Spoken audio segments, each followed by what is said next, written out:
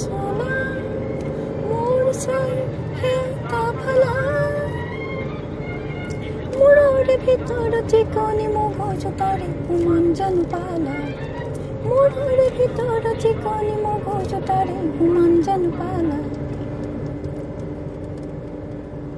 এই যে যেটো ভূপেন হাজৰিকাৰ যেটো গীত মহিলা মহিলা কলৈনো আহিলা সেইখিনি সময়ত সমাজখনৰ মানে আমাৰ মহিলাৰ প্ৰতি যেটো মানে ধাৰণা আছিল সেই গীতটিত খুব ধুনীয়াকৈ ফুটি উঠিছে আৰু গীতটিয়ে আসলতে আমাৰ এই যাত্ৰাৰ এক প্ৰেৰণা বুলি মই ভাবিছো গীতটিত সেই মূৰৰে ভিতৰত যিকোনি মগজু তাৰেহে উমান নাপালা এই বুলি এটা ধাৰণা গীতটোত প্ৰকাশ পাইছে আৰু সেইটো আমাৰ গাত লাগিছিল মোৰ অলপ গাত লাগিছিলে তাৰপৰা ভাবি আছিলো এই ধাৰণাটো আমি কেনেকৈ সলনি কৰিব পাৰিম মানে আৰু তাতে আমাৰ এই প্ৰথম পৰ্যায় হৈছে আমি এই সংগীতৰ মাধ্যমেৰে চেষ্টা কৰিছিলো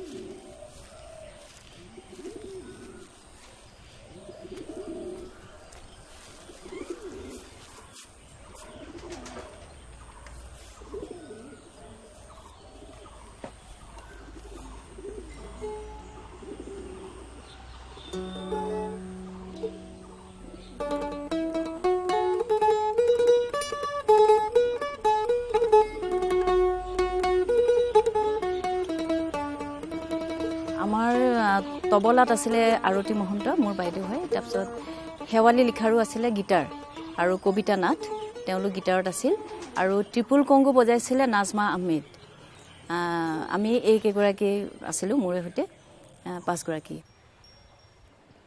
লা ইলাহা ইল্লাল্লাহু মুহাম্মাদুৰ ৰাসূলুল্লাহ জুবিল্লাহি মিনাশ শাইতানিৰ ৰাজিম আলহামদুলিল্লাহি ৰাব্বিল আলামিন আল্লাহু আকবাৰ লা ইলাহা ইল্লা আনতা সুবহানাকা ইন্নী কুনতু মিনাজ জালিমিন বিসমিল্লাহিৰ ৰহমানিৰ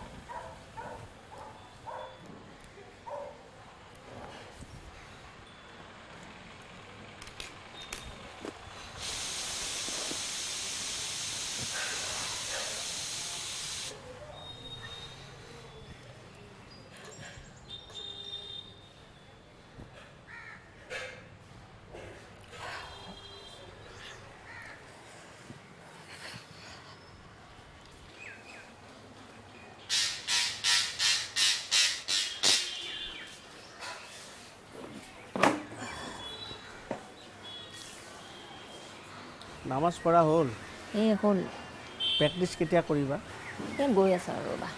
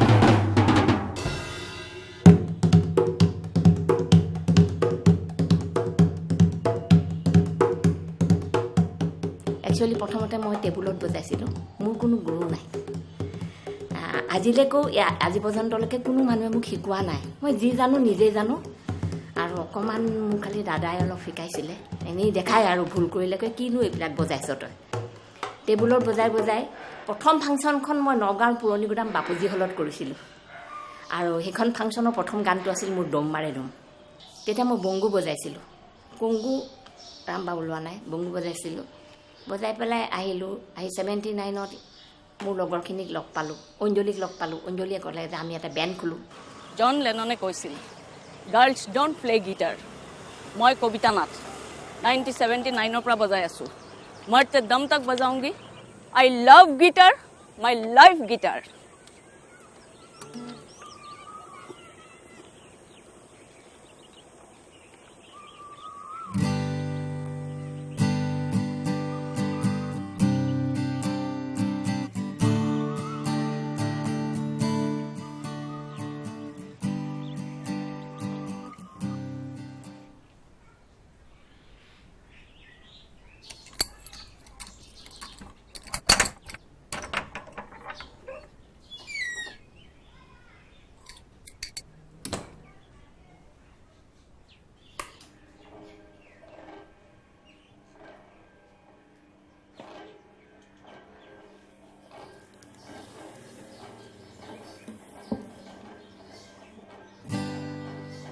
গিটাৰে মোৰ জীৱন মই ঘৰটোত অকলে অকলে গিটাৰখন বজাই খুব ভাল পাওঁ মা আছিলে মা ঢুকাল আজি 4 বছৰ হ'ল এতিয়া মই অকলশৰীয়া হ'লোঁ কিন্তু মই গিটাৰখন এৰা নাই 1979ৰ পৰা যেনেকৈ বজাই আছোঁ মই এতিয়াও বজাই আছোঁ আৰু মই আগলৈও বজাই গৈ থাকিম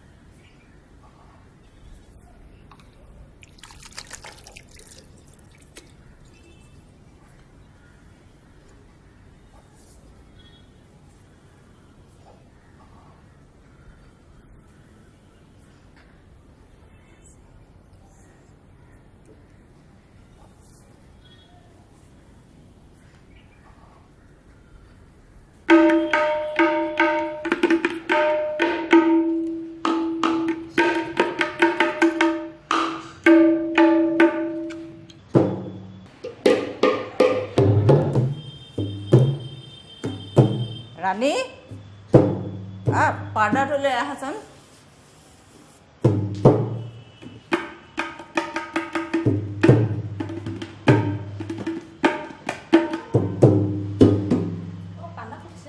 পানা ওপৰতে আছে ওপৰতে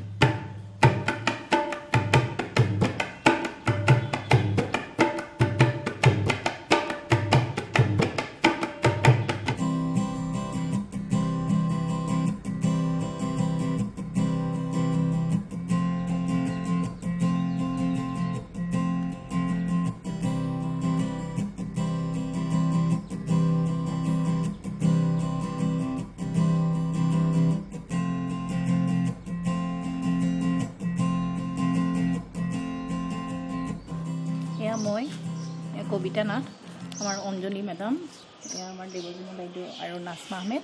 আমি জাগিৰোডত এই প্ৰগ্ৰেম কৰিবলৈ গৈছিলোঁ। তেতিয়া মঞ্চত আমি উঠিছোঁ আৰু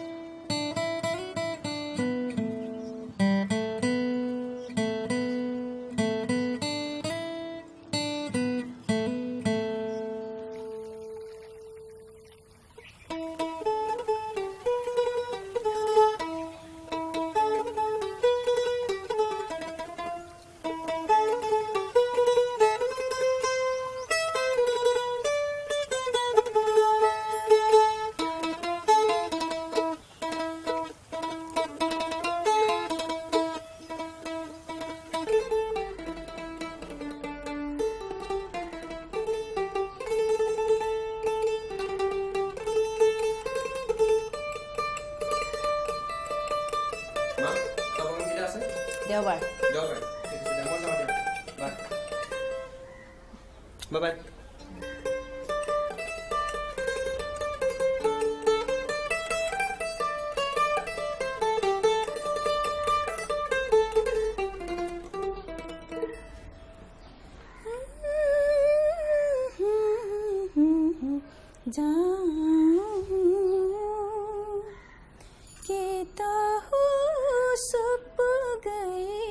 कृष्ण मुरारी गीता हो सप गए कृष्ण मुरारी सा सा सारे सनी सनी पा मरे सा मारे पा मा पा सिंधु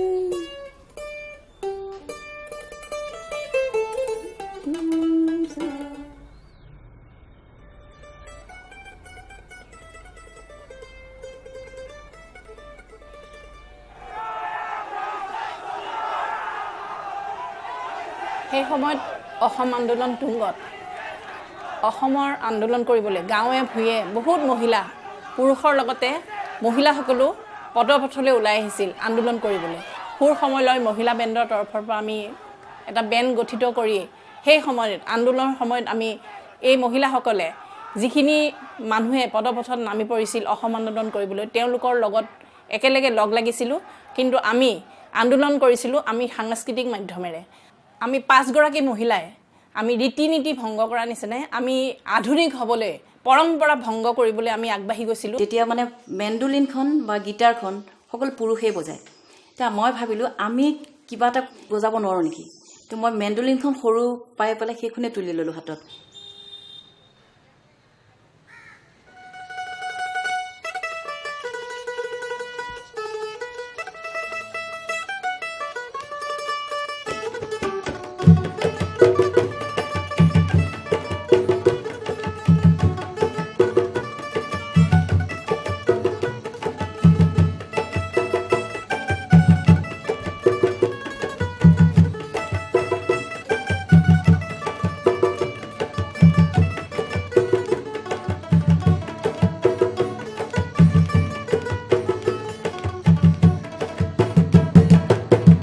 ভিতৰতে এইটো বস্তু আছিলে যে কেনেকৈ মানে মই মহিলাখিনিক মানে কেনেকৈ আমি সমাজৰ বান্ধোনৰ পৰা মুক্ত কৰিম।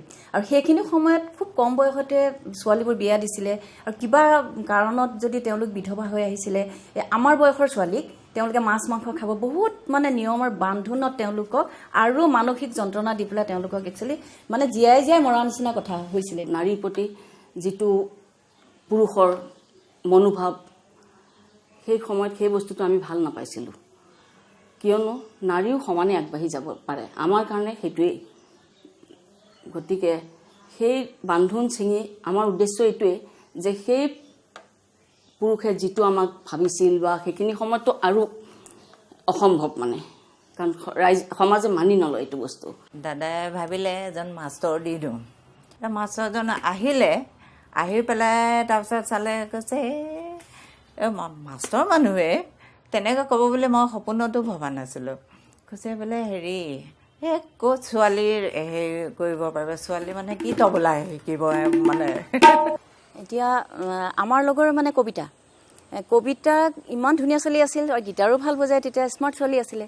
কিন্তু যেতিয়া এটা ল'ৰা আহিলে তেওঁ ক'লে গীটাৰ বজাব নোৱাৰিব, তাই মানে বিয়াই নহওঁ লাগিলে মই। তাই ইমান ভাল পাইছিলে গীটাৰখন, মানে তাই কৈছে মই বিয়াই নহওঁ, মই গীটাৰে বজাম। আৰু তাই যিটো মানে এই যিটো যোদ্ধা, তাই যিটো মানে আমি পালোঁ তাইৰ পৰা, আমিও সাহসী বুজোঁ, তাই দেখোন বিয়াই নহ'ল, তেতিয়া আমি কিয় নবজাওঁ। সঁচা কথাত ক'ব গ'লে মোৰ হাজবেণ্ড গীটাৰে হয়। মই তেতিয়া ইউনিভাৰ্চিটিত পঢ়ি আছিলোঁ। পঢ়ি থকাৰ দিনত মানে মোক এটা ল'ৰাই পচন্দ কৰিছিলে। তাৰপিছতে সি মোক ক'লে যে মই ডাইৰেক্ট কৈছে আৰু মই তোমাক বিয়া পাতিব বিচাৰোঁ। মই ক'লোঁ ঠিক আছে, তুমিতো মোক ক'লে নহ'ব, মোৰ ঘৰ আছে, মোৰ মা দেউতা আছে, গতিকে তুমি ঘৰত যাবা।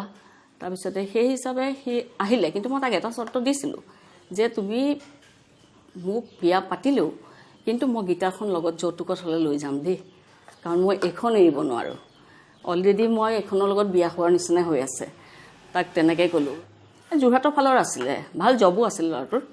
আহিলে, আহি পেলাই মা দেউতাৰ লগত কথা পাতিলে যে এনেকৈ কবিতাক মই বিয়া পাতিব বিচাৰোঁ, আপোনালোকে কি কয়, মোৰ মা ঘৰত অমুক আছে, গোটেইখিনি ক'লে আৰু তাৰ ঘৰুৱা হেৰিখিনি। কৈছে ঠিক আছে, যদি তাই পচন্দ কৰিছে বা তোমালোকৰ যদি মন মিলিছে আমাৰ ক'বলগীয়া একো নাই। তাৰপিছতে মই ক'লোঁ, আকৌ কৈছোঁ মই তাক যে গীটাৰ কিন্তু মই নেৰোঁ। তাৰপিছত কৈছে ঠিক আছে, আমি মাহঁতকো ক'লে যে খবৰ দিম আৰু। তাৰপিছত খবৰ দিম বুলি কৈ পেলাই নাই আৰু খবৰ চবৰ। হয়তো ঘৰত আলোচনা কৰিলে, গীটাৰ বজোৱা ছোৱালী তুমি বিয়া পাতিব নোৱাৰা, সেনেকুৱা বা কি নাজানো আৰু। ল'ৰাটোৱে প্ৰথমতেতো হয়েই কৈছিলে, কাৰণ ঘৰলৈকো আহিছে। তাৰপিছত খবৰ নাই আৰু। তেনেকৈ আৰু 4-5টামান আহিছিলে।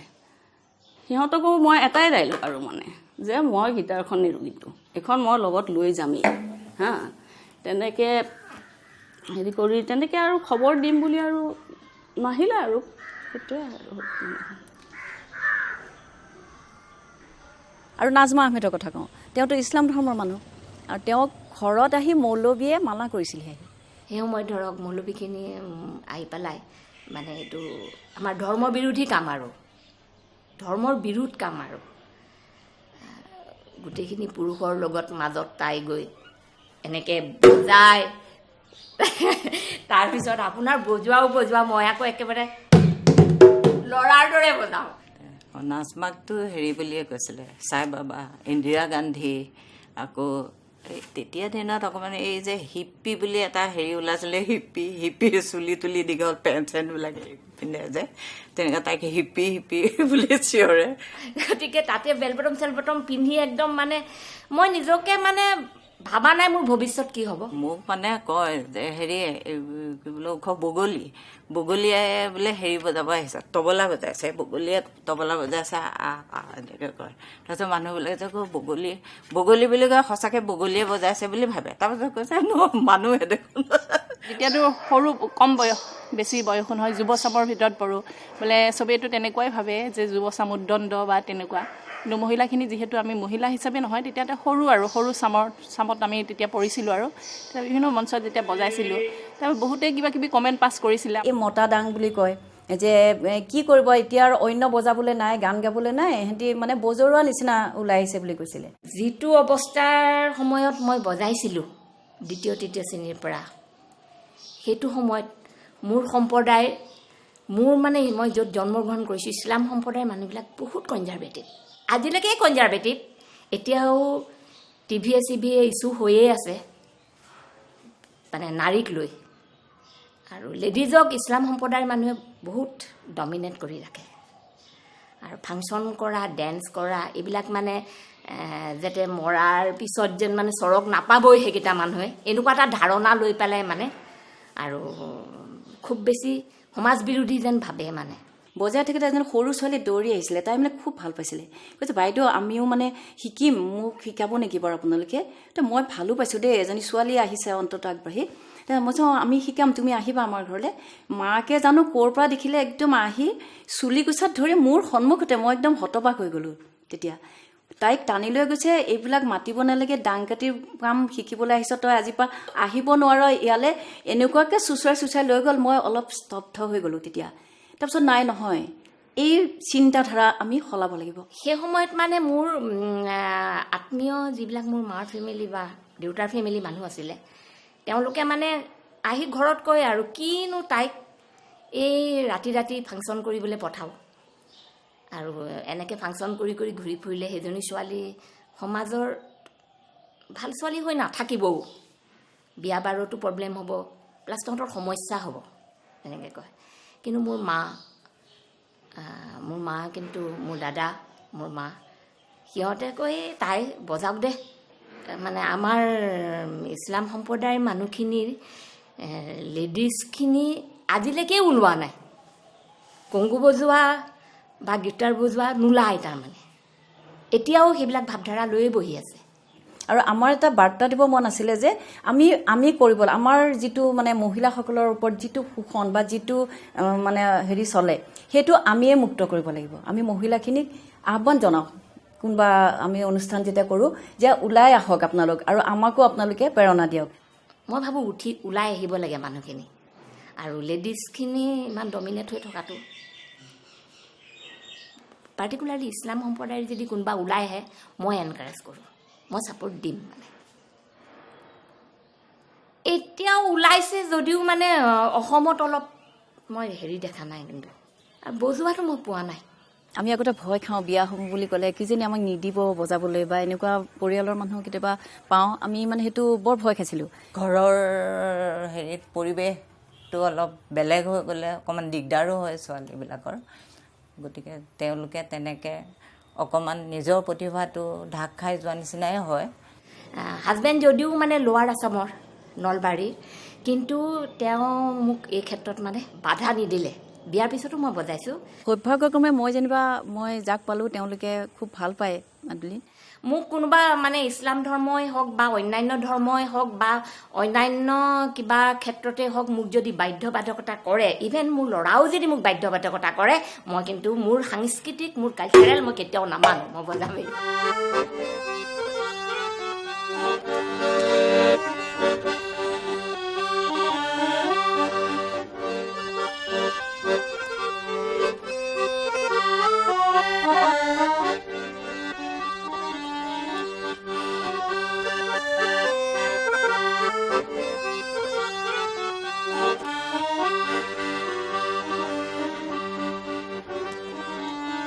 আমাৰ জ্যোতিপ্ৰসাদৰ গীত, বিষ্ণুপ্ৰসাদৰ গীত এনেকৈ যেতিয়া সিহঁতে বজালে, মই দেখিলোঁ সিহঁতেতো পাৰিব, চেষ্টা কৰিলেতো পাৰিব।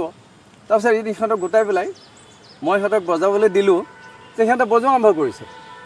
বজোৱা আৰম্ভ কৰাৰ পিছতে মই কৰিলোঁ কি, হঠাতে আমাৰ ওচৰতে এখন বিহু আছিলে, বিহু হৈছিলে। সেই বিহুখনতে মই বোলো সিহঁতে এটা প্ৰগ্ৰেম দিওঁ, মই প্ৰগ্ৰেমটো দি পেলাই চাওঁ সিহঁতে ষ্টেজত কিজানি ভয় কৰে বা সিহঁতে নাৰ্ভাছ হয়। পিছত আৰু সিহঁতক লৈ গ'লোঁ, সিহঁতে প্ৰগ্ৰেম কৰিলে ধুনীয়া, কোনো নাৰ্ভাছৰ কথা নাই, একদম সুন্দৰ প্ৰগ্ৰেম কৰিলে। তেতিয়া মোৰ এটা মনত মানে এটা সাহস হ'ল যে ইহঁতে পাৰিব, আৰু ইহঁতক লৈ এটা মই ভালকৈ এটা গ্ৰুপটো সৃষ্টি কৰিব পাৰিম।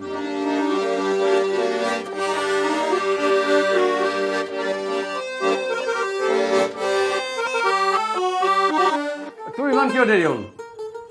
সদায় দেৰি কৰি থাকিলে কেনেকৈ হ'ব? এনেকৈ মই প্ৰেক্টিছ হৈ আছে ইমান সময়।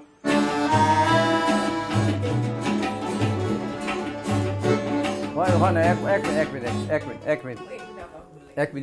এক মিনিট মই কৈ আছোঁ।